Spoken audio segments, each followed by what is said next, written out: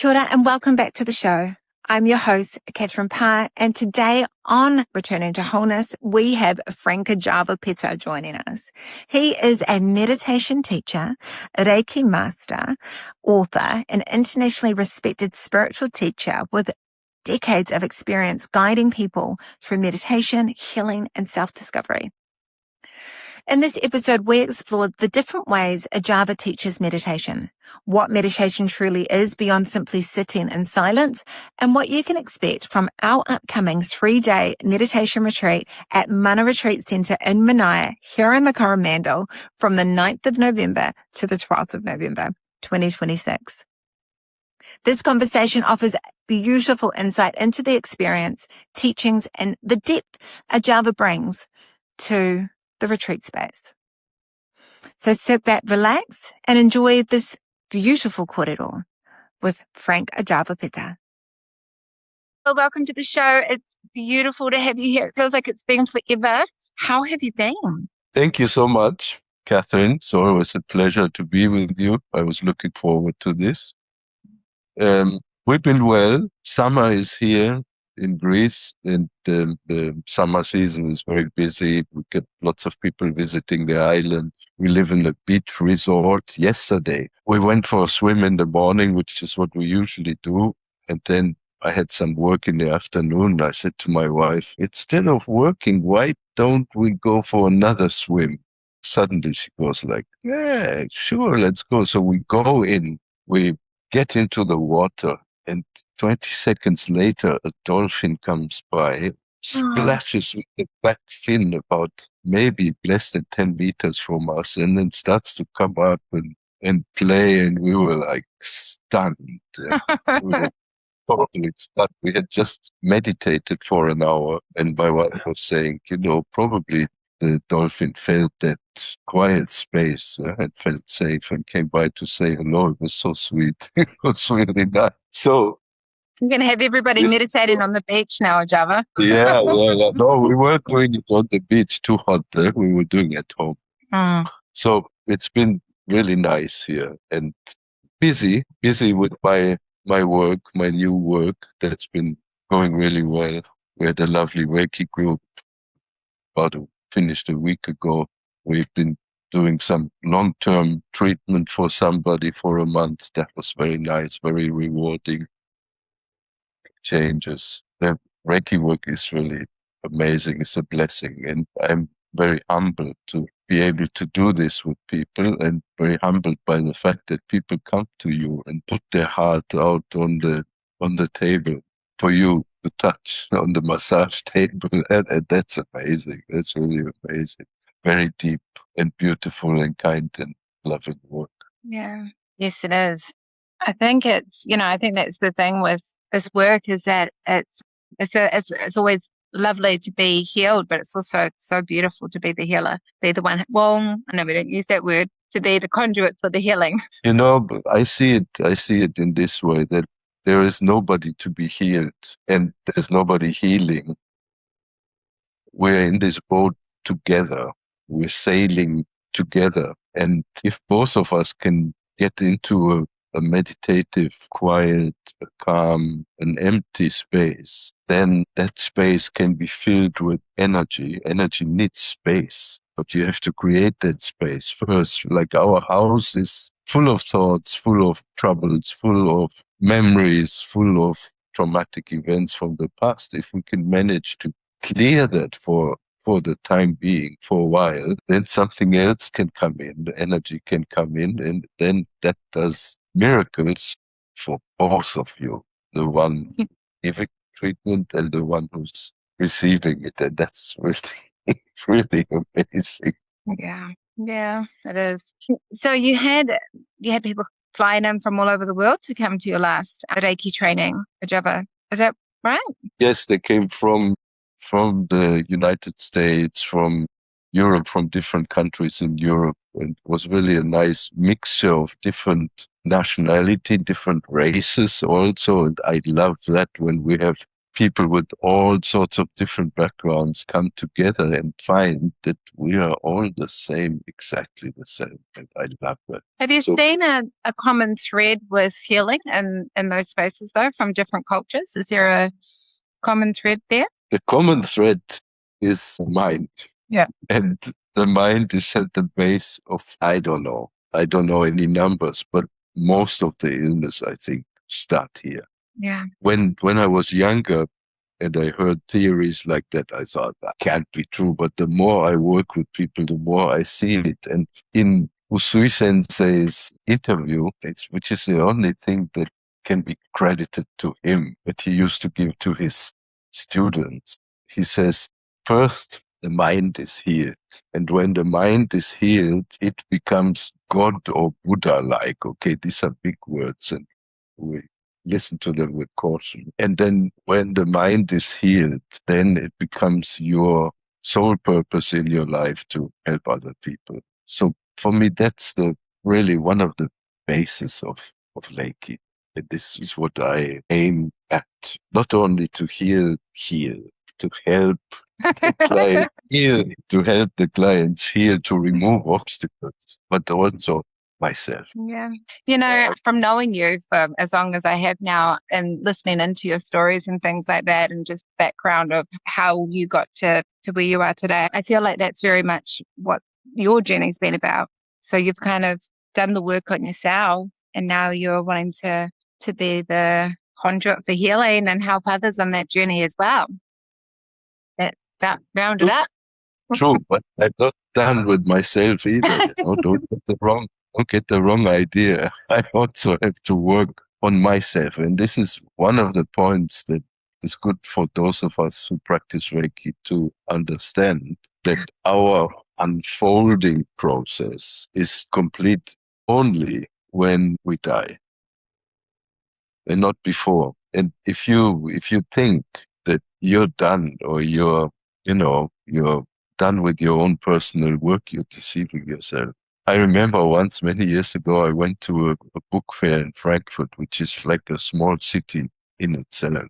And my publisher had a friend who was one of the legal advisors of the German government. So it was in a very high position, this guy, like 2 meters and big and with a big red head and high blood pressure.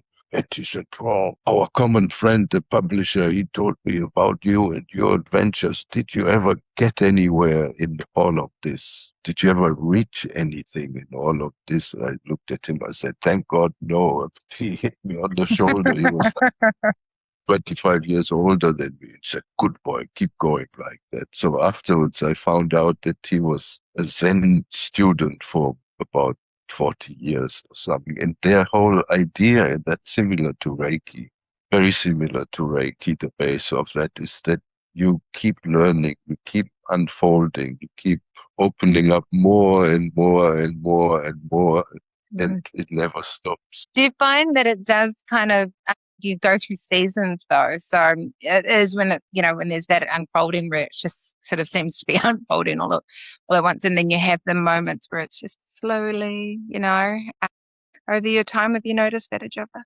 I'm under the impression that all of what is going on at least in my life, comes in cycles, like nature comes and goes. We have different seasons. We have different periods in the life of an animal or a plant. And the same seems to be happening with me. Also internally, for example, sometimes maybe you're very meditative, very quiet.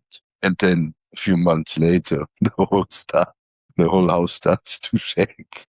It is more difficult. So that would be like a wave. Or there are times when you might be psychic and you might pick up a lot of things invisible. And then you think, "Oh, I'm developing very beautifully." And then you expect that will go on.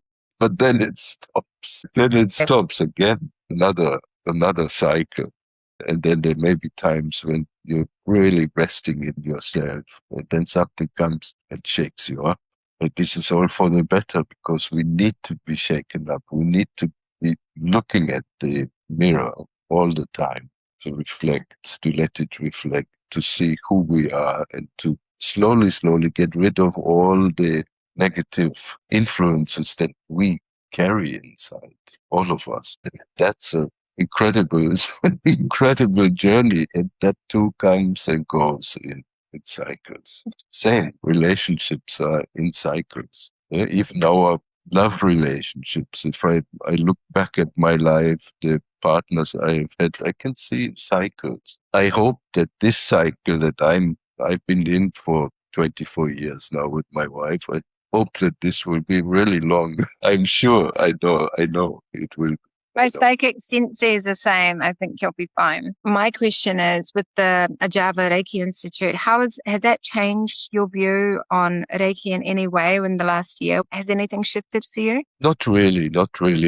One of my maybe skills and at the same time a talent and at the same time limitation is that I have strong views on things. You're not German by any chance, are you? No, not at all.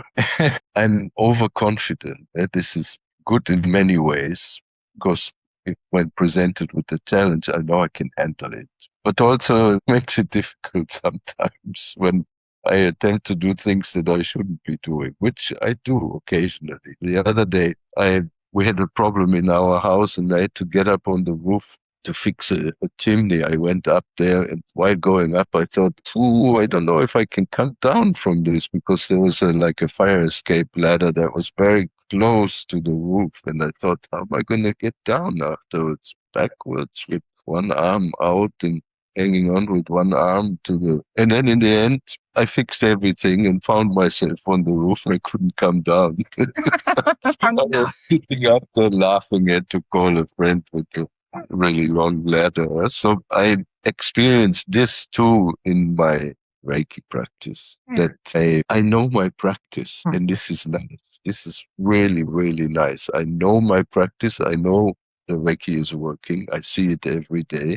And now working under my own guidance, I have the freedom to really put that into action, where before there were some things I couldn't do when I was working with the Jikiden Reiki Institute. So I felt a little bit confined. And now I can do my own thing and I'm enjoying it. It's really me now. So, Ajava, my next question is, and feel free to answer it or not answer it, but what do you feel, and I can edit this out as well, but what do you feel is different between Jikiden and your Reiki? For somebody who wouldn't know, if they were sort of saying, where do I go? Who should I choose? What is the difference between Jikiden and the Arjava Reiki Institute?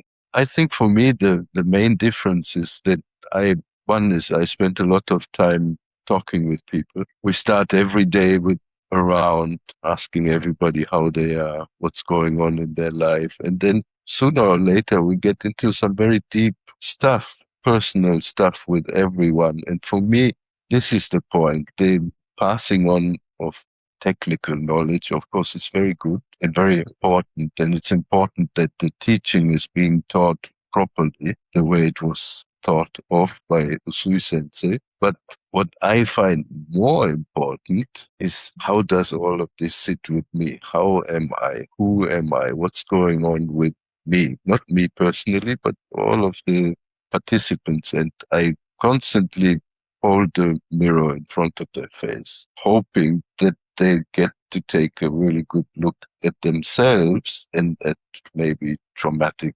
experiences of the past, and that they be able to let them go. So I do more personal work, and maybe this is the main difference between what I used to do before with the Jikiden Reiki Institute and now, where I shift the focus to you. So it's my interpretation of that is activating the Reiki within so that you can align with the Reiki and be the conduit for Reiki.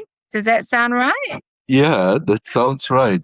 We said earlier that energy needs space. And if there is no space inside, imagine you have your house full of furniture and not enough space to walk around. That's not really that good. So you need to clear out some stuff to be able to breathe, to be able to sit somewhere, to be able to enjoy yourself with a cup of tea. So this is what I like to do with people. Yeah, I love I it. like to create that space, first of all, in the group, and then hoping that that will permeate into their heart and mind to feel space and to feel that they are okay as they are.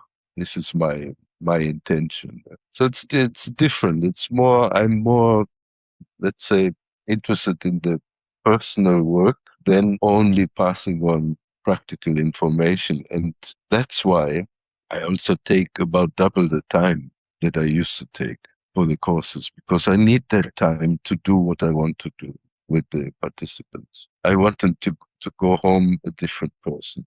And so on one hand, of course, the passing on of theoretical knowledge is all good, and I agree totally. But for me, the real thing is something else. Yeah, the real thing is, what does it do to you who is practicing Reiki, and how can you develop that spaciousness inside? And it takes time, it takes practice. So we meditate every day for 30, 40, 50 minutes. We do a lot of personal questions. We zoom in and out of our struggles and challenges and pains, and also the joys and pleasures. This is what I like. I love working with people. So you've also decided that it's helpful, which is why we've got our meditation retreat in November at Mana Retreat Centre here in the Coromandel in New Zealand, from the 9th to the 12th of November is what it is. And that is, that's been set to offer a space for people, anybody. They don't have to do Reiki, but it is also for your Reiki Shoden and Okuden student, so that they can do the teacher's training, right? Yes. So when I was thinking about how I'm going to teach, what I'm going to do differently, I thought that I will make a requirement for the teachers to have done a meditation retreat, because they need to teach meditation in the Shoden Okuden classes. It's part of the curriculum. It's something that Usui Sensei taught, and something that he said to his students to do every day. Every day, half an hour of sitting. Now, if you don't know how to do this and how to deal with that mess that is going on inside all of us, and me included, then that's going to be difficult to pass on to somebody else. You can only teach something that you know. If you teach some other people's wisdom also, that's just not good enough for me. I want people to be able to teach something that they know and they live, and that is them. So for that, a meditation retreat is really good medicine. Now, why is meditation and Reiki, why are they related? We know that Usui Sensei spent 3 years in a Zen temple, and this is what they do. They meditate, they do long hours of sitting, not all the time. They have cycles, they have seasons when they do the retreats, but all the other work that they do in the garden, cleaning, cooking, doing all sorts of things, it's all aimed towards creating a meditative space inside while in mundane activity. And it's super helpful to have a meditative practice to learn how to be in a meditative space. First of all, when there are no distractions, when you're sitting in maybe a beautiful place, the Zen temples in Japan, so beautiful. Oh my God, you would love it. You just sit there and gaze at the incredible garden, and you come down and come into your center. So we need that for a while, to learn in a controlled environment how to deal with ourselves. Then hopefully we'll be able to slowly bring that into our worldly activities. So we're always in a meditative space, not only 1 hour per day, but all the time. Often as Okay. you can. Yes, I wanted to say that. So as much as you can. And there, of course, will be challenging situations where you cannot be, where you get angry, where you get upset, where you are cranky or anything. So, but this is all part of the process. These challenges, they show you that you still have something to do, you still have some inner work to do, and they help you to get to this quiet place inside. Now, why is it important in Reiki? It's important because not only for you, but also for your clients. When you treat people and you create a beautiful meditative space and you go into the Japanese have a word for that, the mind that is in suspended, quiet and silence. They call it munen, the no mind. When you create a no mind atmosphere during your treatments, it's good for you because you're quiet, you calm down, you get in touch with yourself, but it does the same with the clients. And when you do, after a few minutes, they sink into a deep, relaxed space, and this is where healing occurs. The meditative space and the healing are really deeply connected. It's not that we must be in a meditative space to make the Reiki better. It's not like that. The Reiki is good as it is. It's perfect as it is. It's unpolluted life force. That doesn't need our improve. We cannot improve it. We cannot improve it and we cannot pollute it either. But we create a beautiful space in our practice for healing to be able to occur. Again, let's go back to the image of the room being full of furniture. The energy needs space to work. And for that, we need to get rid of all the things that are either in the past or in the future. When the mind is empty, when there is space, when there's infinite space, then energy can come in and do its thing. That's the kind of the dynamic. And I think it's often misunderstood. Sometimes I see people, they look very holy when they're doing this. That's not the point. We don't need to make the Reiki better. The Reiki is perfect as is. But what we can do is we can create a beautiful space, because what we discussed earlier is that probably most of the challenges, most of the physical and other challenges start here. So you have to heal here. And Sui Sensei gave us 2, 3 tools for that. One tool is the Gokai, the 5 principles. So today only, don't be angry, don't worry, be grateful, do your duties or do what is right, act responsibly, and then be kind to others. This is one. Then another one is the so-called Seiheki Chilyo, which is the treatment of unwanted habits, which we all have, all of us. And then the third one is learning introspection, looking in and finding that spaciousness inside of you. Very similar feeling to going into the sea, when suddenly you're in the sea and there's this immense body of water that you're floating in. It's just like that, to realize that we are in this immensity all the time. We're always looking at ourselves from a separated viewpoint, thinking I'm the center of the universe. But it's good to learn that we are part of something incredibly, infinitely spacious, and there's material in that space, like the salt water, is the same. So that's the point of meditation in Reiki. This is a little bit going off topic, but not. What are your thoughts on breathwork in regards to the interconnectedness with meditation? And then is there one with Reiki with breathwork? The, if you would ask me what is first, meditation or breath work, I would say breath work. That's the beginning, because the breath is the like the door between the conscious and the unconscious part of ourselves. So this must be taken care of first, and therefore when we do any kind of meditative practice, first we show people how to breathe properly into the lower abdomen, and that would be also the first thing that you do with your client before anything else. Because I've treated, I don't know how many people in the past 35 years, many. You don't know if I've ever seen anyone, not anyone. Wait, let me rephrase that. I have not seen many people who lay down on the massage table and who breathe properly. You hardly ever see that, which is ridiculous when you think of it. It's like you don't know how to breathe. most natural thing. Any baby knows that. But with time, you know from your kids, you know how they breathe when they are small. Beautiful, deep breath into the lower abdomen, that little belly goes up and down.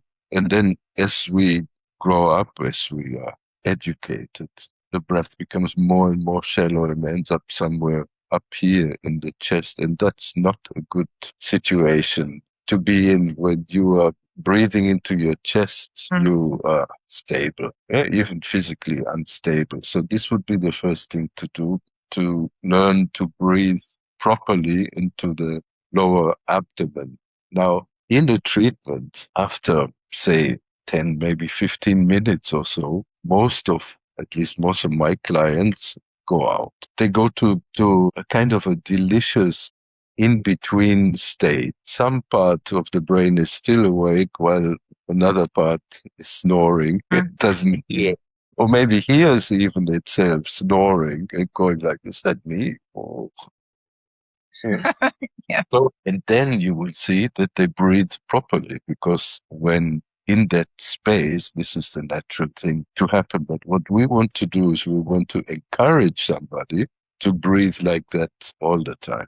And there's a physiological reason for that too, which is really interesting and kind of underestimated or maybe not properly understood, is that the breath pushes the lymph through the system. And if you breathe deep down into your lower abdomen, it increases the lymphatic flow of the lymphatic liquids. I think this is partly responsible for the healing, that more nutrients are being carried to various parts of the body and more toxins are taken away. So breathing is super hyper important. Many years ago, I was sitting in meditation with Osho in India. He used to talk about some sutras or some world wisdom one day, and then the next day he would answer questions. And sometimes those questions were intellectual, sometimes they were deep, sometimes they were mundane, but the questions by our Indian friends often had this kind of spiritual content. Once somebody asked, what is the secret to a long life? And also answered, he said, just keep on breathing. Very corny, but very true. And if you breathe properly, you will have a good life. Yeah. It's so simple. And I can't believe that we don't teach it to our kids at school. I don't know why. I can't believe it. It's so simple, so very simple. The good thing is that our body remembers from childhood how to breathe into the belly. So if you start practicing some kind of breathing technique, it doesn't really take long. It takes maybe 4 to 6 weeks or something of practice, and then it goes by itself. And this is the purpose, that you don't have to do it. You don't, at some point, don't have to practice anymore every day at a certain time or so, but that you breathe like that naturally. And then you come down into your center, you're quiet, you're calm, you're peaceful. It's super important. So first is the breath, then meditation. And that's why a lot of the meditation techniques are centered around breath and breathing and doing something with your breath. So what it feels like when we talk about the Arjava Reiki Institute and how you've kind of put all this together is that you're really going back to the indigenous root of Reiki. That sound right to you, Arjava? Yeah. This is, of course, this is my many years of experience that I draw from, and I put it all together. I'm still experimenting with you guys who are listening. Yeah, so the thing, the things that I find important, I teach. Yeah, this is it. So I draw from a lot of research, many years of research, as far as Reiki practices concerned. And I pick, of course, No, Arjava, it's lived experience. It's not just research from a textbook. It's actual lived Reiki research. That's the thing. And what I said earlier was that we have to learn to trust in our practice. Okay, yes, you listen to what you read, what you hear other people say. You listen with an open mind, but always filter it through your own experience. And don't let what you read confuse you, because I see that a lot in discussions on the social media. People are getting more and more confused because there's all this information, third-party information, and people go, he says this and he says that and she says this, and always filter it through your own experience. You know, trust in your practice. This is the thing about Reiki. You practice every day if you can. Give treatments, do distance healing, give treatments. If you don't find any other body, treat yourself, but keep doing it. And this is how you learn to trust your own practice and your own inner wisdom. But then you don't need anything. My question, Ajava, around Byosen, am I saying that right? Byosen. Byosen. Does everyone always feel it? Like, does everybody feel that? Or are there other ways for the body to communicate with you? The Byosen is a Japanese concept. Byo means sick, sen means accumulation. So translated, it could be the accumulation of toxins in the body, in and around the blood and lymph vessels, which are the origin of illness. This is Reiki philosophy. Now, every one of us can feel 5 distinct stages of that, but that takes practice and also takes a meditative attitude to be able to feel that, because it's super subtle. And there are some exercises to learn how to feel subtle energy, which I always teach in the classes for that reason. Those exercises are called Hatsuleiho, where you feel energy between your hands and this kind of thing. This is not done for the wow, oh my God, the energy effect, but you to be able to feel subtle energy when you treat somebody, just like an osteopath feels things that normal people don't feel because it's subtle. We learn the art of Byosen, and that's perception, like hot, cold, quite in a way. In that way, it's simple. Literally anyone can feel that. However, the Byosen gets your attention via your senses. And this sense is only one of them, the sense of the hand, the perception of the hand. But we have all the other senses. So if you're a visual person, maybe you see energy, maybe you see yourself. If you're kinesthetic like me, maybe you feel it in your own body. If you're more auditory, maybe you hear things. Maybe somebody's whispering in your ears, oh, go to the left knee. All of these are Byosen. The Byosen is like somebody going like, come here, come here. So it's the better way to explain it is that what we learn to watch, what Byosen really is the healing process of the client's body. And you learn to watch that, to witness that, and you learn to stay open for it to tell you what to do. So we don't do. We listen to the body and say, hey, baby, what do you want? What do you need? Tell me that. And it tells you in various ways. So all the input that comes via our senses, it's all that really. It's the body telling us, here, look now, you see, oh, wait, no, I'm the other way around. So if I see somebody like this, with one shoulder up and the other one down, again, it's the body telling me, hey, there is some problem in the lower back or diagonal on the other side. Go there.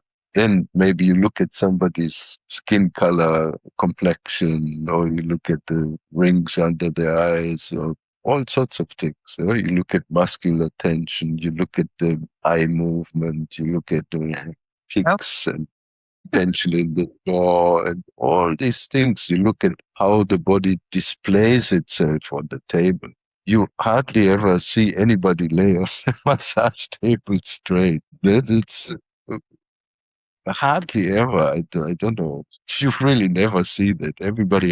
The body has habits and the body compensates and it shows you where you need to go. So when I see somebody laying in a certain way, like like this or like this. And if I don't understand it, I recreate it in my own body. I mimic their posture to see where I feel the tension, and then I go there. And so all of this is the body telling you how it needs to be touched, how it needs to be treated, what it needs, what it craves, where it hurts, where the tensions are. And to go back now into the idea of meditation and Reiki together, the first thing I do with people in meditation is teach them how they can go through their whole body inside. I take them on journey through their own body, starting maybe with the right hand and feeling it from the inside, and then feeling the whole arm, then the other side, then one of the legs, then the other. Then we go to each organ and feel how it is and ask it maybe if it wants to tell you something. That's the first thing, to be comfortable in our physical body and to learn to listen to it. And once you know how to listen to your own body, automatically you also learn how to listen to other people's bodies and their needs. And it's the meditative practice is not for you to be sitting somewhere all spaced out and in another world. It's really to learn to be acutely present, really present as to what is going on right here and what is needed to do. And when you're identified with lots of thoughts and stuff, then you can't be present. Very true. And on that note, I know you have an appointment, so I won't hold you up any longer, but it has been, as always, so delicious to have you here and to sit with you in the space of Reiki and meditation and all of who you are, Jabba. Thank you so much. We have missed Thank you you. for listening. Thank you for listening. If you wouldn't ask me to do this, then I would be sitting here all by myself and would be boring. Maybe I would have to close my eyes and go into a deep meditative space and float away on cloud seven. So I'm really glad that you brought me here and I, into the breath. I'm sure your wife has many duties for you to do in your busyness of staying at a beach resort in Greece in the summer. It sounds just amazing. It's nice. We also have a small organic olive plantation, and one of the things I like to mix, and it's a good tip for you meditators out there. I like to mix action and inaction. So perhaps you exhaust yourself first. You could do by swimming. Huh? You swim first and really exhaust your body some, and then you go and sit. Works really well. I used to live in the north of Japan where we had 6 months of snowfall every year. It was like snowing like almost every day. Incredible. So you had to shovel snow at least once a day, once to get out of the house. And sometimes there was a half a meter or a meter of snow in front of the house. So you had to shovel that to get to the car.